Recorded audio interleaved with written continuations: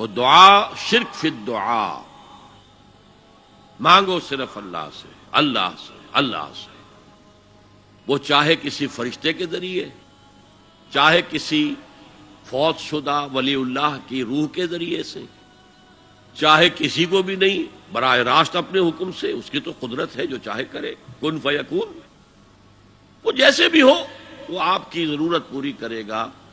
وہی ہے جو کہ مشکلات کو حل کرنے والا ہے، وہی ہے کہ رزق دینے والا ہے، وہی ہے جو مرض سے شفا دینے والا ہے۔ پکارو اسی کو، مانگو اسی سے۔ اب آئیے، کچھ مراسم عبودیت ہوتے ہیں، مراسم، رسم کہتے ہیں کسی چیز کی ظاہری شکل کو۔ رہ گئی رسم ازاں روح بلالی نہ رہی، فلسفہ رہ گیا تلقین غزالی نہ رہی۔ یہ قرآن کا بھی ہم اسے رسم الخط کہتے ہیں، رسم الخط، اور یہ حضرت عثمان کے زمانے میں فائنل ہوا ہے کہ یہ اس طریقے سے لکھا جائے۔ تو عبدیت کے اظہار کے لیے کچھ رسومات ہیں، جس میں سے ایک پر گفتگو ہو چکی، قنوت، والقانتین والقانتات۔ یہ جو ہے اللہ کے حضور میں چاہے ہاتھ باندھے چاہے ہاتھ کھلے ہو، لیکن ذرا جھک کر گردن میں خم کر کے کھڑے ہونا، یہ نماز کے اندر جو قنوت ہے، یہ قنوت ہے، یہ بھی اپنی عاجزی کا اظہار ہے، عجز اور تذلل۔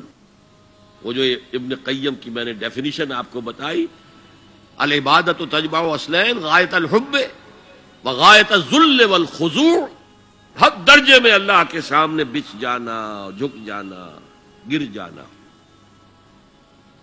رکوع، سجدہ، اللہ کے سوا کسی کے لیے نہیں۔ اور اس معاملے میں دین محمدی جو اپنی تکمیل کو پہنچ گیا، الیوم اکملت لکم دینکم واتممت علیکم نعمتی ورضیت لکم الاسلام دینا، آ حضور کی بعثت سے قبل سجدہ تعظیمی جائز تھا، کسی شخص کی تعظیم کے لیے، اس کی عزت کے لیے اس کے سامنے سجدہ کرنا جائز تھا۔ حضرت یوسف کے سامنے ان کے والدین اور 11 بھائی سجدے میں گر گئے۔ بچپن میں خواب دیکھا تھا اور 40-50 سال بعد اس کی تعبیر بالفعل ایک اس واقعے کے طور پر سامنے آ گئی۔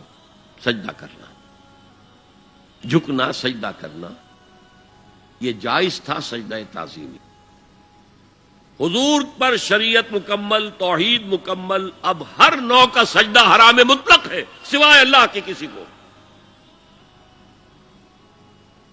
ہمارے مسلمانوں نے بھی اپنے دور ملوکیت میں سجدہ تعظیمی شروع کرا، عدالت کے اندر بادشاہ کے دربار میں جا رہے تو سجدہ، سر جھکا کر رکوع کی حالت میں۔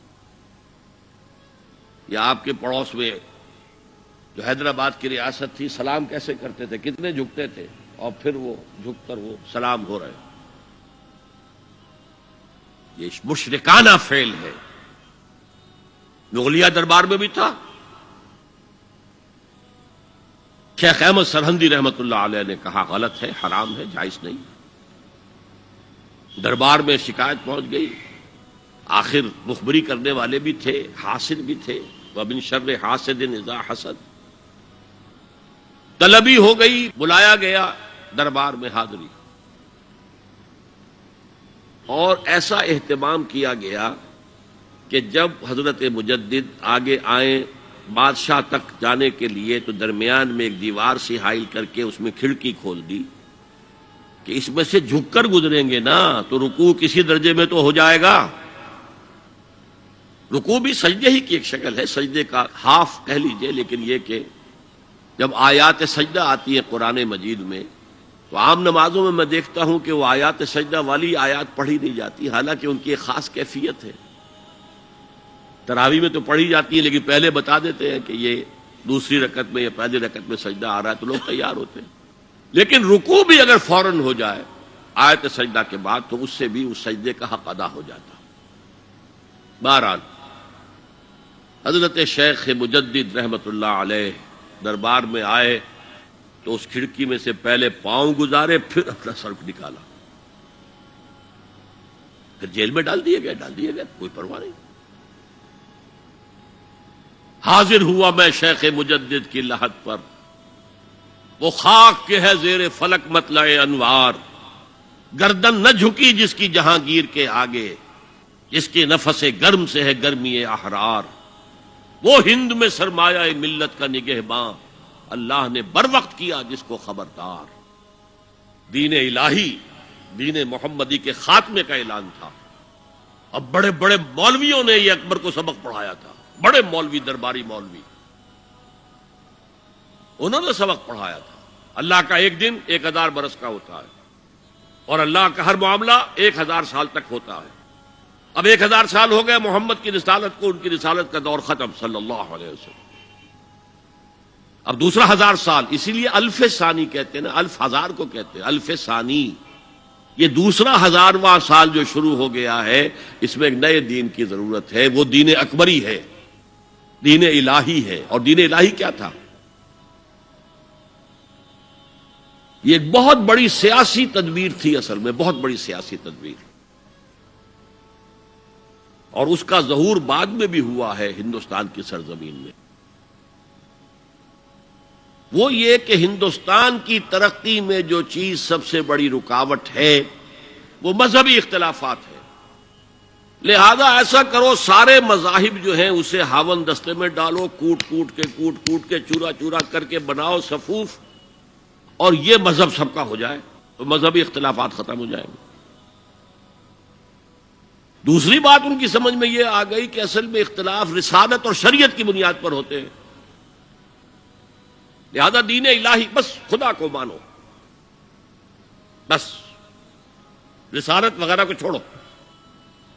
خدا تو سب کا رب ہے، اسے آپ پرماتما کہہ لیں، مہادیو کہہ لیں، جو چاہے کہہ لیں، اللہ کہہ لیں، رام کہہ لیں.